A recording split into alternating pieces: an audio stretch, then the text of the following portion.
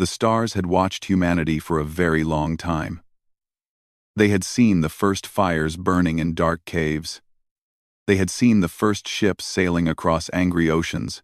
They had seen the first rockets breaking free from Earth's gravity. And now, in the year 2847, they watched as human colonies spread across 12 star systems like seeds carried by the wind. But humanity did not know they were being watched by more than just stars. Ambassador Keth Soren stood on the observation deck of his ship, his reptilian eyes fixed on the holographic display before him. His green scales reflected the blue light of the screen as he studied the strange creatures called humans. He had served the Velanthari Empire for 300 years. He had seen 1,000 species bow before the might of the Galactic Concord, but he had never seen anything quite like these beings. They were soft. They had no scales, no claws, no natural weapons. Their bodies were fragile and weak. They lived short lives, barely a century if they were lucky, and yet, somehow, they had crawled out of their little blue planet and spread to the stars. Fascinating, Keth Soren whispered to himself. And pathetic. He pressed a button on his console and began recording his report for the High Assembly. "My lords and ladies of the Concord," he began, his voice deep and smooth, "I have completed my survey of the species designated as humans. They inhabit a small region of space in the outer spiral arm, approximately 12 star systems, with a combined population of 30 billion individuals." He paused, allowing himself a small smile. His thin lips pulled back to reveal rows of sharp teeth. "They are, without question, the most primitive spacefaring species I have encountered in my long career. They still wage wars among themselves.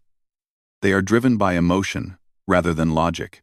They possess no psionic abilities, no hive consciousness, no connection to the greater mathematical truths that define true civilization." Keth Soren brought up images of human cities, human ships, human soldiers. To his ancient eyes, they looked like children playing with toys. Their technology is crude but functional. They have achieved faster than light travel through methods we abandoned millions of years ago. Their weapons are basic. Their defenses are laughable. I estimate a single Velanthari battle group could subjugate their entire civilization within one standard month. He ended his recording and sent it through the quantum relay to the Concord homeworld. Then he turned back to watch the distant human colony through his viewport. Tiny lights flickered on the planet's surface. Millions of humans living their small lives, completely unaware that their fate was about to be decided by beings they could not imagine. 3 weeks later, the High Assembly gathered in the Grand Chamber on Aethon Prime. Representatives from 12,000 spacefaring civilizations filled the massive hall. Some were tall and thin, others short and round. Some floated in anti-gravity fields, others existed as pure energy contained in crystal shells. The Galactic Concord had ruled the galaxy for 3 million years, and its diversity was beyond human comprehension. High Chancellor Velmorath, an ancient being of living light, called the assembly to order. "We gather today to discuss the matter of the species called humans," she announced, her voice echoing through every mind in the chamber. Ambassador Keth Soren has provided his assessment. The question before us is simple. What shall be done with them? The debate that followed was short. Speaker after speaker rose to express their opinions, and every single one agreed. The humans were primitive. They were violent. They were emotional and irrational. They had nothing to offer the conquered. "They are animals," declared the representative of the Mindswarm Collective. "Clever animals, but animals nonetheless. They should be contained," suggested the ambassador from the Silicon Kingdoms. "Studied, perhaps. Their aggression might be useful if properly directed, or harvested for labor," added the Velanthari delegate with a hungry gleam in his eyes. "Their physical forms are adaptable. They could serve well in our mining operations." Not a single voice spoke in humanity's defense. Not one representative suggested that perhaps these barbarians deserved a chance to prove themselves.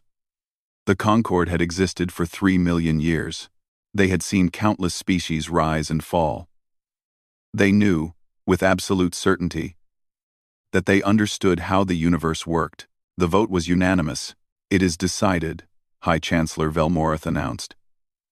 "The species known as humans shall be classified as Category 7. Pre-enlightened, they are to be contained, controlled, and utilized as the Concord sees fit. The Velanthari Empire shall have the honor of first contact and subjugation." Cheers erupted through the chamber. The Velanthari delegation hissed with pleasure. Ambassador Keth Soren allowed himself a moment of pride. His report had set all of this in motion. His name would be remembered as the one who brought humanity under the Concord's heel. But as the celebration continued, something strange happened in a forgotten corner of the Grand Chamber. There stood the entrance to the Chamber of the Eternal Oracles. For 400,000 years, that door had remained dark and silent. The oracles were the Concord's gods, ancient beings of pure consciousness who had guided their ancestors to the stars. But they had stopped speaking long ago, and most believed they had simply faded away. Now, as the assembly celebrated humanity's coming subjugation, a light flickered behind that ancient door. It was faint at first, barely visible. Then it grew stronger, pulsing like a heartbeat. A young priest named Sylvaneth noticed the light. He stopped in his tracks, his 4 eyes widening with shock. He had spent his entire life tending to a shrine that had never shown any sign of life. And now, at this moment, the oracles were stirring. He wanted to cry out, to alert the assembly, but his voice caught in his throat. The light pulsed again, and he felt something brush against his mind. It was old. It was vast. And it was afraid. The young priest stumbled backward, his heart's racing. He did not understand what was happening. He did not know why the oracles had chosen this moment to awaken after 400,000 years of silence. But deep in his soul, he knew that something terrible was coming. Above them all, the stars continued their endless watch. They had seen the rise and fall of countless empires. They had witnessed the birth and death of gods. And now, as the Galactic Concord prepared to crush humanity beneath its heel, the stars seemed to whisper a warning that nobody could hear. The barbarians were coming, and the galaxy would never be the same. The morning sun rose over New Cascadia like it did every day. Golden light spilled across green fields and blue oceans. 80 million humans lived on this world, farming its rich soil and building their dreams under an alien sky. They had no idea that 200 warships were dropping out of hyperspace above their heads. Commander Thelvax stood on the bridge of his flagship, the Eternal Dominion. He was a veteran of 40 subjugation campaigns. He had brought 17 species to their knees. This mission, he believed, would be the easiest of his career. "Open a channel to the planet," he ordered. Standard submission broadcast. Repersoning Foreman, on Firely 1. His communications officer obeyed. Seconds later, Thelvax's image appeared on every screen on New Cascadia. His message was simple and direct. "Attention, humans. I am Commander Thelvax of the Velanthari Empire, acting on behalf of the Galactic Concord. Your species has been classified as Category 7, pre-enlightened. You will surrender immediately. You will submit to Concord authority. Resistance is not advised. You have 1 hour to respond." Thelvax ended the transmission and settled back in his command chair. He had given this speech many times before. The response was always the same: panic, confusion, and then surrender. Primitive species always surrendered when they saw the size of his fleet. He waited. The response came in exactly 3 minutes. It was not what he expected. Colonial Governor Elena Vasquez appeared on his screen. She was a small woman with dark hair and tired eyes. She looked like she had not slept in days. But when she spoke, her voice was steady and clear. "Come down." That was all she said. 2 words. Then the transmission ended. Thelvax stared at the blank screen. In 200 years of conquest, no one had ever responded like that. He turned to his tactical officer with confusion in his yellow eyes. "What does that mean?" he asked. The tactical officer had no answer. Thelvax decided it meant nothing. These humans were simply too stupid to understand their situation. He would teach them. Begin landing operations, he commanded. Deploy ground forces. We will have this world under control by nightfall. He was wrong. The first Velanthari dropships landed in the capital city of New Geneva. 10,000 soldiers poured out, expecting to find cowering civilians and empty streets. Instead, they found hell. Gunfire erupted from every window, every rooftop, every alley. Humans who had been farmers that morning were now soldiers.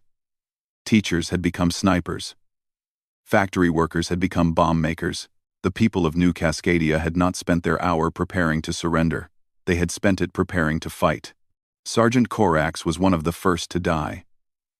A human child, no more than 12 years old, ran up to his squad carrying a bag. Corax thought the child was surrendering. He was wrong. The bag exploded, killing Corax and 6 of his soldiers. Commander Thelvax received the casualty reports with growing disbelief. 100 dead in the first hour. 500 by midday. By sunset, the number had passed 2,000. This is impossible, he whispered. They are primitives. They should be running. They should be begging for mercy. But the humans did neither. Governor Vasquez had not simply told her people to fight. She had told them why. She had told them about the Concord's classification. She had told them that surrender meant slavery. She had told them that their children would be taken, their families broken, their freedom destroyed forever. And so, the people of New Cascadia chose to fight. In the skies above the planet, the 12 human defense frigates faced Thelvax's fleet. They were hopelessly outgunned. Every tactical calculation said they should retreat. Instead, Captain Marcus Chen of the frigate Defiance gave a final order to his crew. All hands, this is the captain. We're not going to win this fight. We all know that. But we can make them pay for every inch of our sky. We can buy time for our families down there.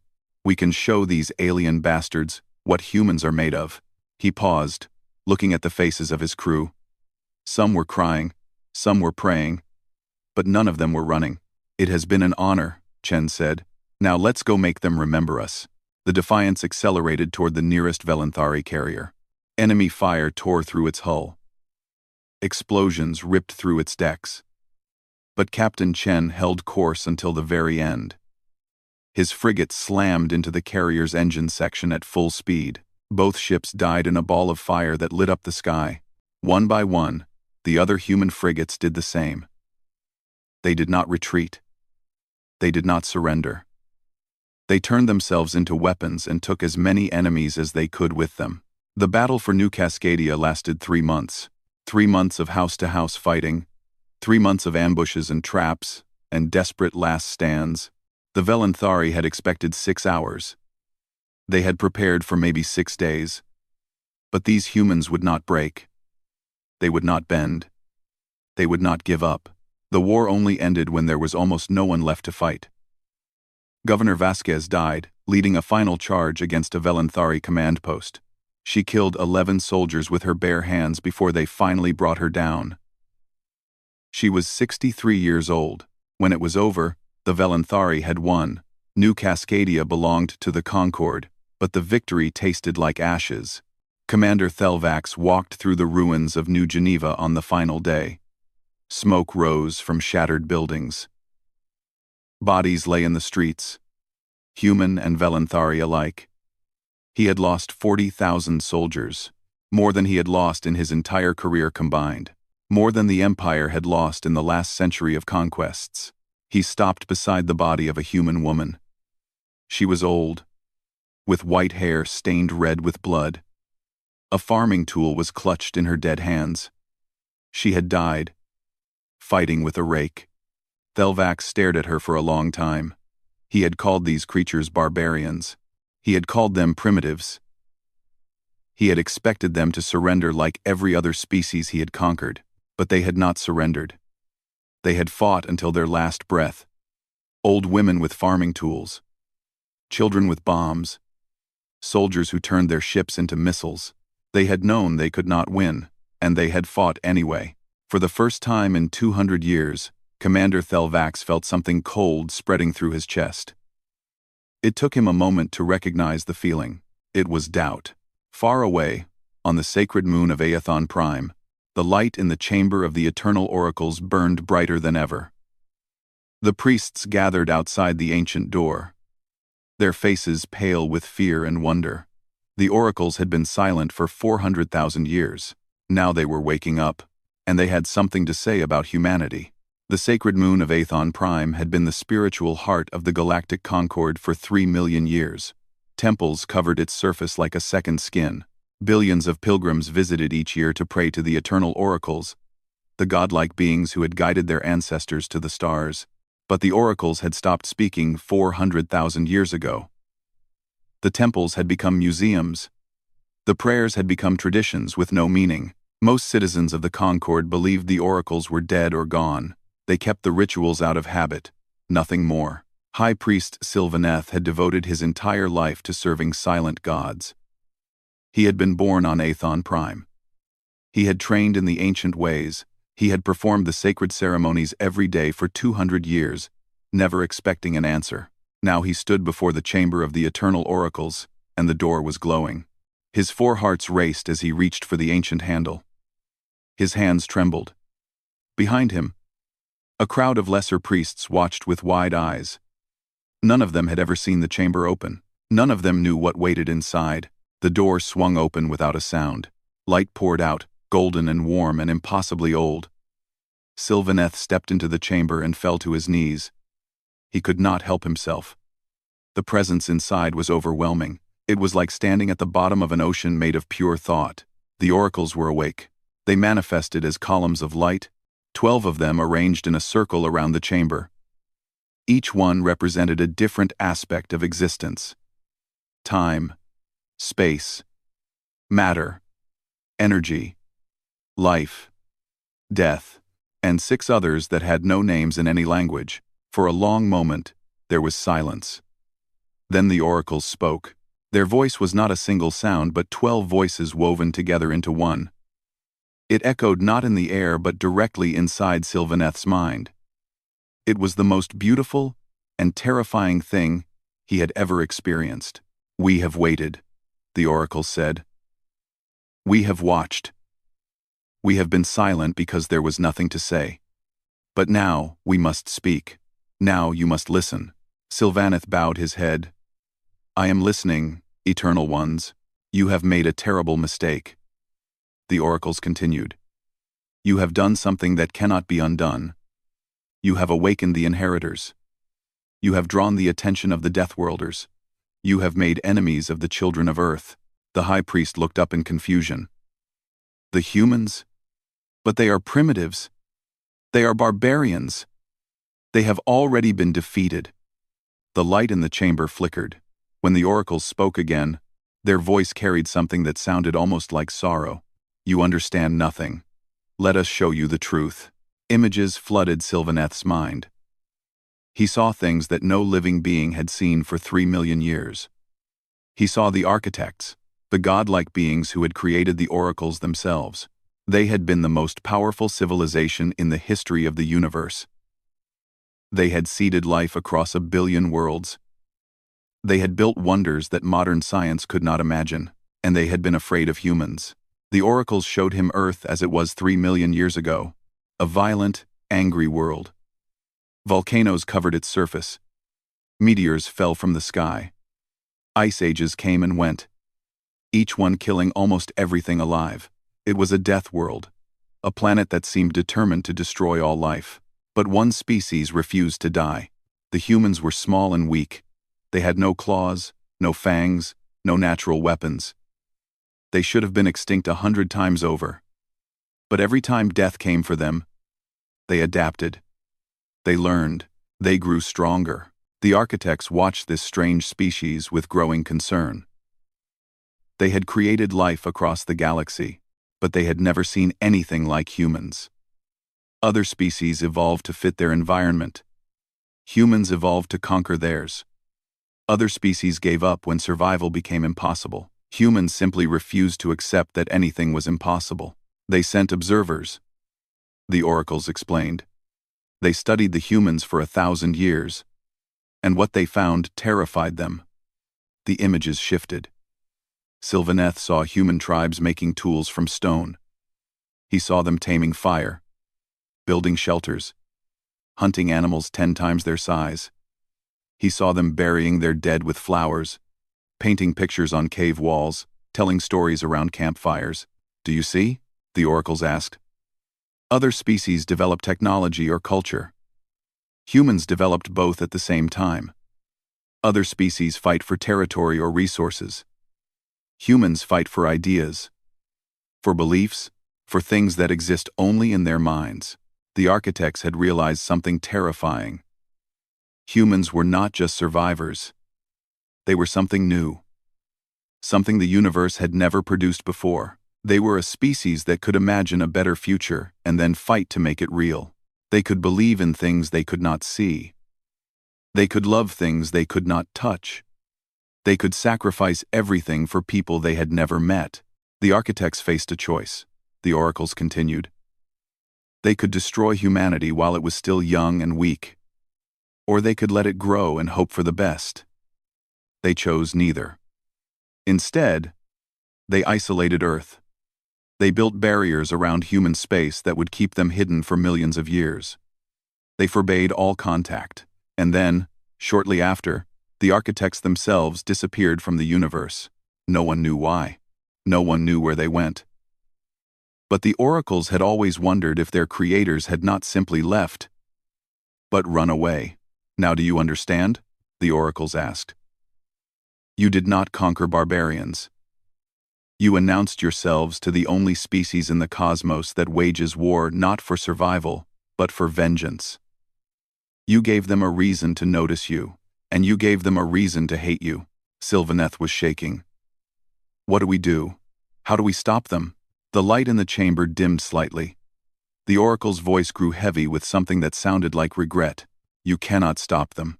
You could have left them alone. You could have treated them with respect. You could have offered friendship instead of chains. But you did none of these things. You called them animals. You killed their people. You burned their world. The images shifted one final time. Sylvaneth saw New Cascadia burning. He saw humans fighting and dying. He saw Governor Vasquez leading her final charge. He saw Captain Chen ramming his ship into the enemy fleet. He saw ordinary people choosing death over surrender. This is what humans do, the oracles said. They do not forget. They do not forgive. When you hurt them, they do not run away. They come back stronger. They come back angrier. And they do not stop until the score is settled. The high priest's voice was barely a whisper. Is there no hope? The oracles were silent for a long moment. Then they spoke their final warning. There is always hope. That is the human's greatest strength and greatest weapon. They hope when hope is foolish. They believe when belief is madness. They fight when fighting is suicide. And somehow, against all logic, they win. Pray that they choose mercy. Pray that they remember what compassion means. Because if they do not, nothing in this galaxy will stop them. The light in the chamber began to fade. The oracles were returning to their long sleep. We have given our warning, they said. The rest is up to you. High Priest Sylvaneth stumbled out of the chamber.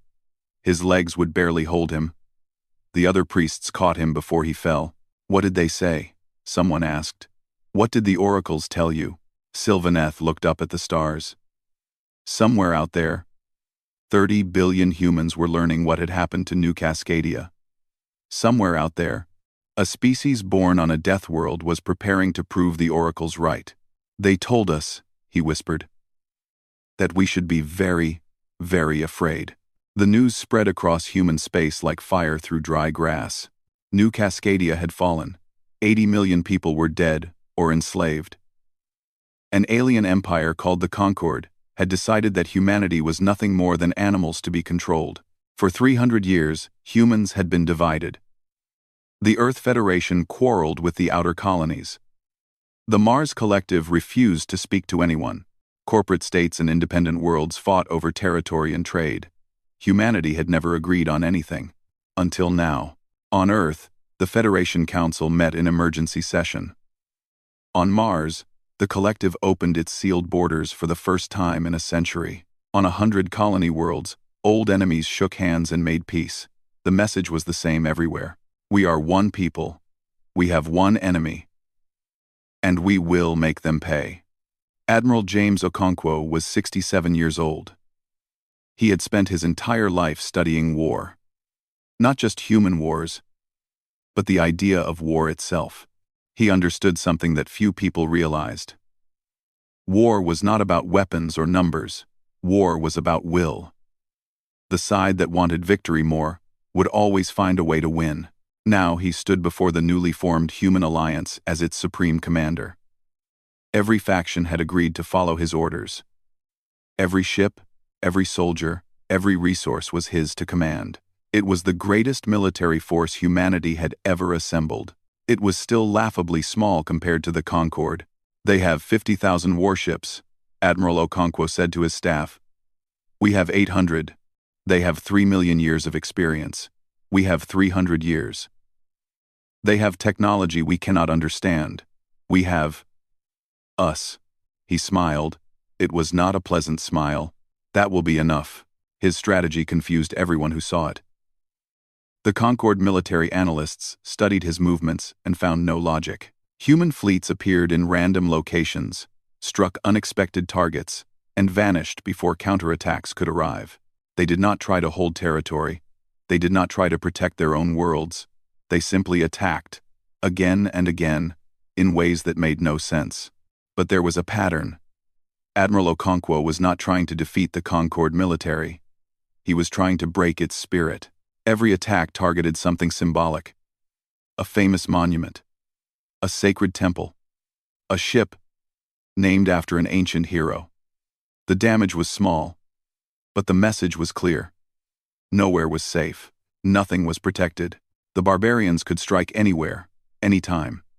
And there was nothing the mighty Concorde could do to stop them. Meanwhile, human scientists were performing miracles. Dr. Sarah Chen had been studying alien technology for 20 years, dreaming of the day humanity might meet other intelligent life. Now, she stood in a secret laboratory, surrounded by wreckage from Velanthari warships, and she was learning faster than anyone thought possible. Their technology is more advanced than ours, she explained to Admiral Okonkwo during one of his visits. But it is also rigid. They have been using the same designs for millions of years. They stopped innovating because they thought they had found the best answers. She held up a small device that glowed with soft blue light. We have already improved their shield generators by 30%. Give us 6 months, and we will have weapons they have never seen before. The Admiral nodded. You have 3 months. Dr. Chen smiled. Then we will work faster. Across the Concorde, panic was spreading. High Chancellor Velmorith called emergency session after emergency session. The Oracle's warning had shattered the Assembly's confidence. Some representatives demanded immediate action. Others called for negotiation. The Velanthari insisted they could still crush the humans if given enough resources. Everyone was shouting. No one was listening. And beneath the chaos, something else was happening. The Concorde had ruled the galaxy for 3 million years. In that time, they had conquered thousands of species. Most had accepted their place at the bottom of the hierarchy, but not all of them had forgotten what freedom felt like. Human diplomats began appearing in strange places. They visited the Korvathi, a species that had been enslaved for 500,000 years. They met with the Silmuth, whose homeworld had been strip-mined by Concorde corporations. They spoke with the Yandari, whose entire culture had been erased and replaced with Concorde propaganda. The message was always the same. You do not have to be slaves, the humans said. You do not have to accept their rules. We are fighting them. We are hurting them. And when we win, we will remember who helped us. Not everyone believed them. Many thought the humans were fools who would be crushed within a year. But some listened. Some remembered old stories about freedom and dignity. Some began to hope. Ambassador Keth Soren watched all of this with growing horror. He had been the one to discover humanity. He had written the report that called them barbarians. He had recommended their subjugation, and now everything was falling apart. The humans were not behaving like any species he had ever seen. They did not fight to minimize losses. They fought to maximize impact. They did not protect their own territory. They struck deep into Concord space, accepting casualties that would break any other species. They did not negotiate or compromise. They simply kept coming, wave after wave, dying by the thousands but never stopping. Late one night, alone in his quarters, Keth Soren received a personal transmission. It came from Admiral Okonkwo himself. There was no greeting, no diplomatic language, just an image and a message. The image showed the burned flag of New Cascadia. The colony's symbol, a green tree on a blue field, was blackened and torn. Below it were 5 words in simple human text. "We remember, we are coming." Keth Soren stared at the message for a long time. He thought about all the species he had conquered over the centuries. He had never felt afraid of any of them. They had always been weaker, always been inferior, always been destined to serve. But these humans were different. They did not fight because they thought they could win. They fought because surrender was worse than death. They did not hate the Concord because it was strong. They hated it because it was cruel. And that kind of hatred did not fade with time. It grew stronger. The ambassador closed his eyes and made a decision. He would recommend negotiation. He would suggest returning New Cascadia and offering reparations. It was the logical choice. It was the safe choice. But when he submitted his recommendation to the High Assembly the next morning, they laughed at him. Negotiate with barbarians? The Velanthari delegate mocked. Show weakness to primitives? We will crush them as we have crushed every other species that defied us. The Assembly voted to increase military operations. More ships, more soldiers, more attacks on human worlds. They would teach these animals their place. Keth Soren left the chamber in silence. He knew what was coming. He had seen it in the eyes of every human he had faced on New Cascadia. He had heard it in Governor Vasquez's voice when she said those 2 words, "Come down." The humans were not going to stop. They were not going to negotiate.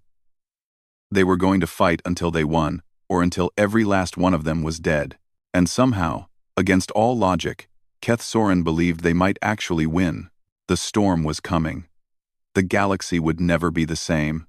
The Battle of Aethon Prime would be remembered for 1,000 generations.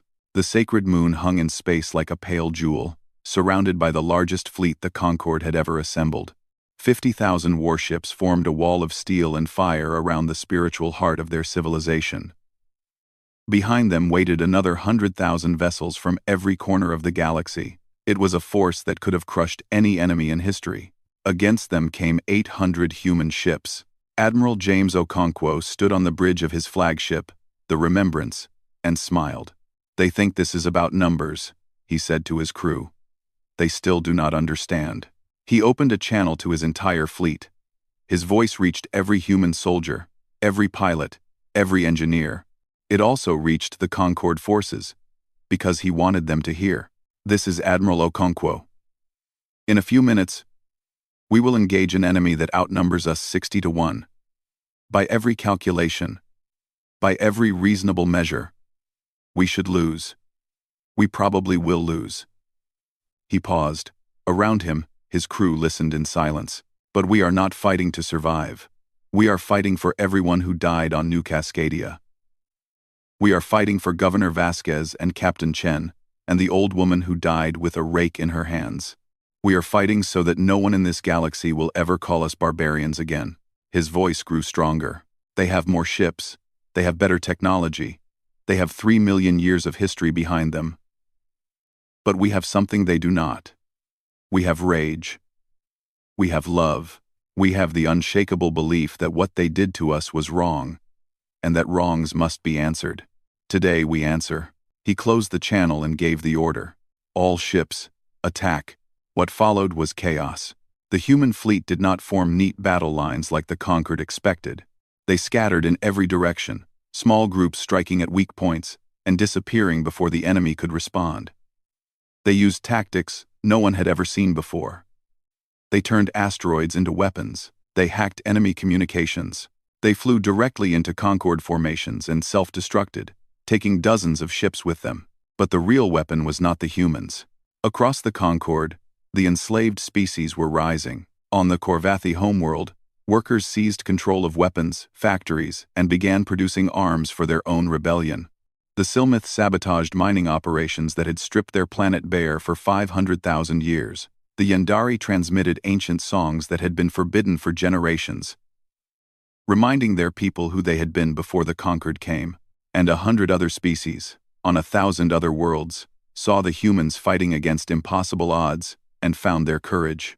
High Chancellor Velmorath watched her empire crumbling in real time. Reports poured in from every sector. Rebellions, defections, entire fleets refusing to fight. The Concorde that had stood for 3 million years was coming apart at the seams. "How is this possible?" she demanded. "How are they doing this?" No one had an answer. The battle raged for 3 days.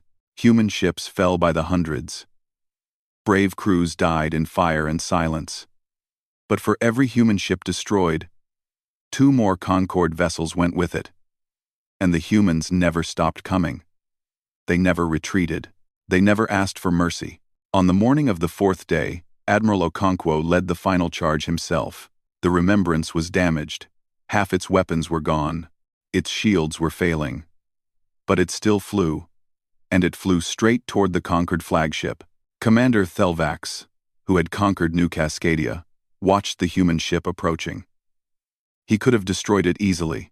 His weapons were fully operational. His shields were at maximum, but he did not fire. Instead, he opened a channel. "Why do you keep coming?" he asked. "You cannot win. You must know that. Why do you not surrender?" Admiral Okonkwo's face appeared on his screen. The old man was bleeding from a wound on his forehead. His uniform was torn, but his eyes were clear and calm. "Because surrender is not who we are," Okonkwo replied. "Because you taught us what happens when we submit.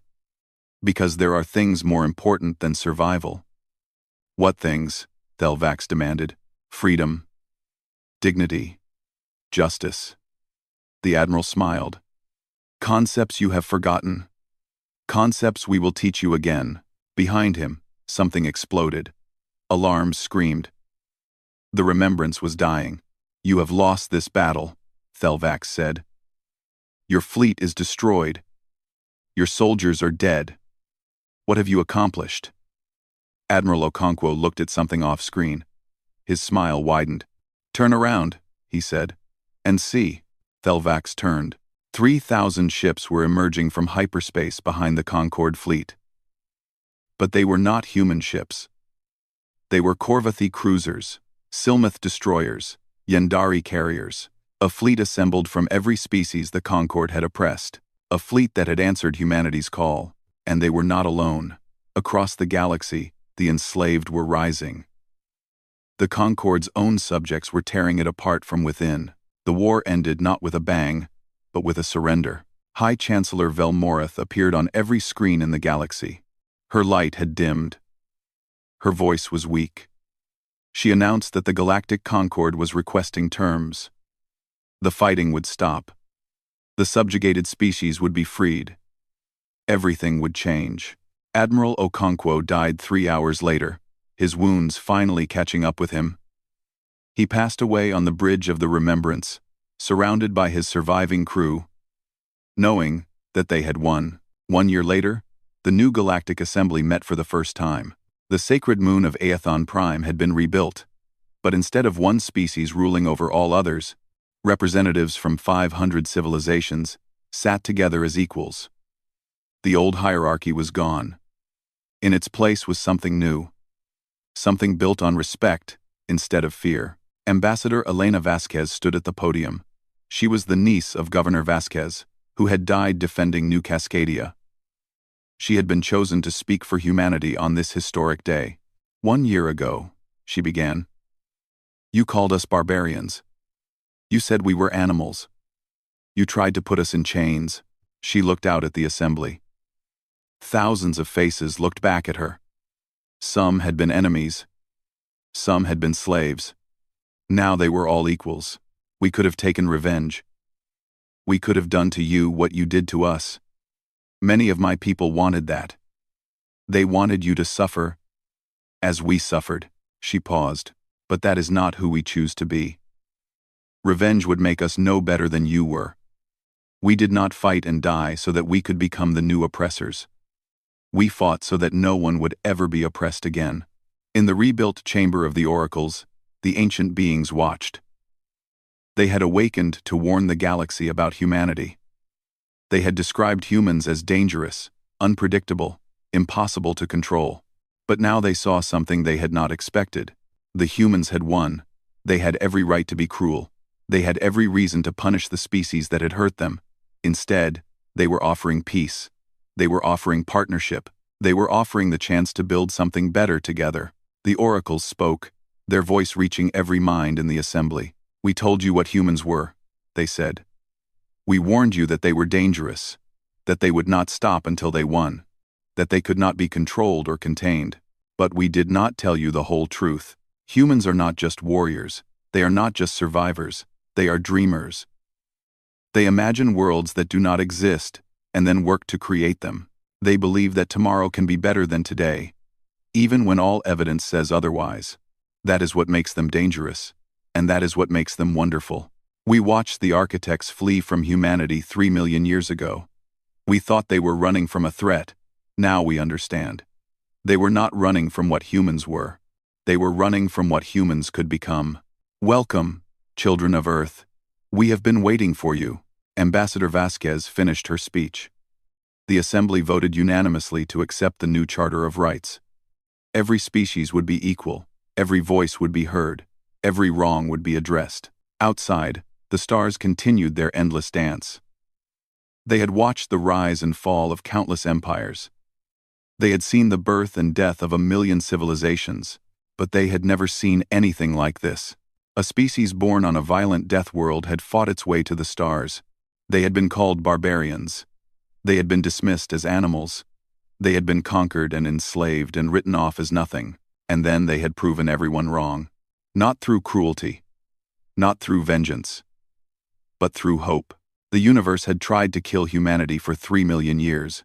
It had failed. Now humanity would try to save the universe in return. And somehow, against all odds, they would probably succeed.